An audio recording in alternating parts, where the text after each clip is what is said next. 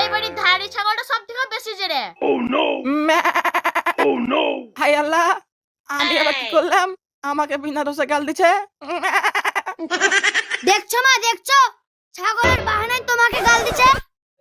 ছাগলের বাহানায় করে গাল দিছি, সামনাসামনি গাল দেরা। তুই কেমন বাপের বিটি আমি দেখছি। ও মাম্মা, তোকে গাল দিব না তো আদর করবো নাকি? রে মাকে কি এক করে দিব নাকি রে? দিব কি দাও, চুলের মুঠি ধরে দাও। আমাকে দিবি এক ডালে।